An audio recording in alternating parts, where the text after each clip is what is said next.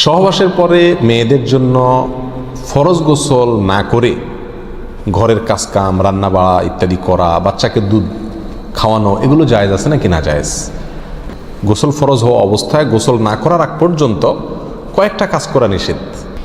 1, নামাজ পড়া নিষেধ। 2, তওয়াফ করা নিষেধ।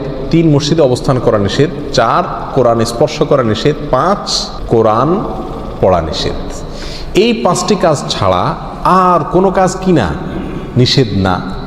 অতএব সহবাসের পরে কোনো মেয়ে, কোনো মহিলা তিনি যদি গোসল না করে, ফরজ গোসল না করে তিনি যদি কি করেন, গৃহস্থলীর কাজকাম করেন, রান্না বাড়া করেন, অন্য কাজকাম করেন, বাচ্চাকে দুধ খাওয়ান, এগুলো এই 5টি নিষিদ্ধ কাজের আওতায় যেহেতু নাই, অতএব সেটা জায়েজ আছে। আমাদের দেশে যত কঠোরতা সব মেয়েদের উপরে, ছেলেদের উপরে নাই। ছেলে গোসল ফরজ হয়েছে, 2-4 ঘন্টা শুয়ে রয়েছে বা এমনকি হাঁটাহাঁটি করছে, তাকে তেমন কেউ কিছু বলে না। সমস্ত চাপগুলা মেয়েদের উপরে। আর এই ফতোয়াগুলা মেয়েদের উপরে, ফতোয়াগুলা দেয়ও বেশিরভাগ মেয়েরাই। কথার কথা, ননদ আছে, শাশুড়ি আছে বা অন্য কেউ আছে বা জাল আছে, তো তারা খোঁচাইতে শুরু করে যে গোসল না করে বাচ্চাকে দুধ খাওয়াচ্ছে। কোনো বাচ্চা কাঁদতে কাঁদতে মরে যায় কিন্তু দুধ খাওয়ায় না, কেন? কারণ গোসল করে নাই। তো এগুলো না জানার কারণে হয়েছে। ফরজ গোসল না করে 5টি কাজ করা নিষেধ, এর বাইরে আর কোনো কাজ নিষিদ্ধ না। অতএব এমনকি আপনি রোজাও রাখতে পারেন, কি ফরজ গোসল না করে রাখতে পারেন বলতে সাহারি খেতে পারেন, সাহারি খেয়ে রোজা শুরু করতে পারেন। তাহলে আপনি বাচ্চাকে দুধ খাওয়াতে পারবেন না, কে বলেছে? বাসায় কাজ করতে পারবেন না, কে বলেছে? তবে হ্যাঁ, যদি আপনি ফরজ গোসল একটু দেরিতে করতে চান কোনো কারণে, তাহলে সেক্ষেত্রে অন্যান্য কাজকামের সুবিধার জন্য ওযু করে নেওয়া উত্তম।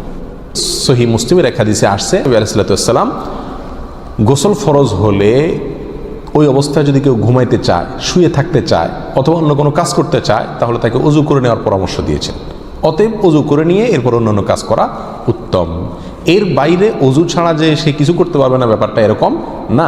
একবার আবু হুরায়রা রাদিয়াল্লাহু তাআলা আনহু, তার সাথে নবী আলাইহিস সালাতু ওয়াস সালামের দেখা হয়েছে কোনো এক রাস্তায়, এই অবস্থায় যে তার গোসল ফরজ হয়েছিল।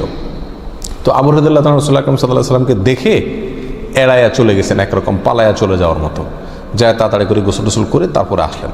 নবী আলাইহিস সালাতু ওয়াস সালাম জিজ্ঞাসা করলেন, আবু হুরায়রা তুমি কই গেছিলা, তোমার দেখলাম?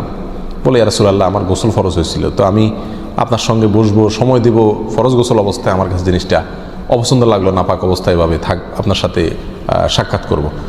তখন নবী আলাইহিস সালাতু ওয়াস সালাম বলেছেন, সুবহানাল্লাহ, মোমেন আবার নাপাক হয় নাকি? অর্থাৎ এটা তো একেবারে তোমার পুরো বডি নাপাক হয়ে গেছে, টাচ করলে আমি নাপাক হয়ে যাবে, ব্যাপারটা তো এরকম না, তুমি এটাকে এত কঠিনভাবে নিয়েছো কেন? তাহলে এই সব হাদিসগুলোকে সামনে রাখলে মোটামুটি পরিষ্কার হয়ে যায়। আমাদের আয়েশা রাদিয়াল্লাহু তাআলা আনহা থেকে এক হাদিসে আসছে, তাকে জিজ্ঞাসা করা হয়েছিল যে নবী আলাইহিস সালাতু ওয়াস সালাম গোসল ফরজ হলে তিনি ঘুমোতেন কিনা, তিনি বলেছেন হ্যাঁ ঘুমাতেন। কোনো কোনো বর্ণনা আসছে ওযু করা ছাড়াও ঘুমাতেন। তাহলে বোঝা গেল ওযু করে নিয়ে ঘুমানো, ওযু করে নিয়ে কাজ কাম করা উত্তম, কিন্তু আপনি যদি নাও করেন তাতে কি হবে না, কোনো গুনাহ এতে হবে না।